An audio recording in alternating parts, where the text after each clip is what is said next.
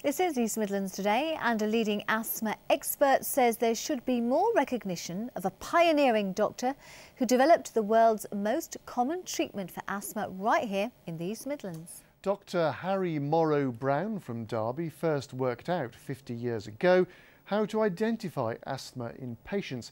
He then went on to trial successfully the treatment still used by millions of asthmatics. Professor Ian Pavord from Leicester University has paid tribute to Dr. Morrow Brown, who remarked is still working at the age of 92. Big deep breath in. At Glenfield Hospital, Professor Ian Pavord performs a lung function test. Professor Pavord is an expert on asthma treatment and says inhaled steroids are a blessing to millions of asthmatics worldwide. This drug has transformed the life of patients with asthma. I have asthma myself and I've had no problems since going on the regular inhaled steroids. I have led a normal life. But he says we might never have had this treatment if it hadn't been for the persistence of one man. In his lab at his home in Derby, 92-year-old Harry Morrow Brown still pursues his lifetime study of allergens and allergies. In the 1950s, even experts could not distinguish between asthma, which is often caused by an allergy, and regular bronchitis.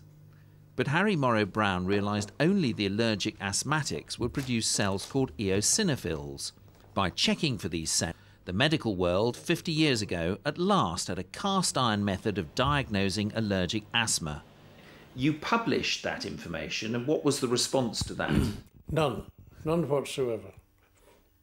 Nobody was interested. Undaunted, he continued research work. He also believed steroids worked on asthma. The medical world did not. So it was another 10 years before a drugs firm learned of the doctor's eosinophil cell diagnosis method. Using steroids the firm produced, in 1971 he revealed the results of a study done in Derby which showed conclusively that inhaled steroids did work on asthma.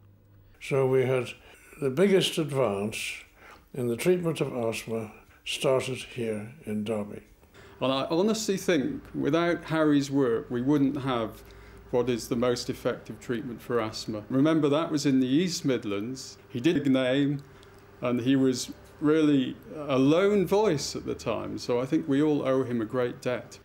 James Roberson, East Midlands Today, Derby. And I think I'm right in saying he nearly always wears a bow tie and looks very smart. He does. He's wearing very well, rather Indeed. like our sports presenter, Colin. I'm that sharp at 92, I have to say.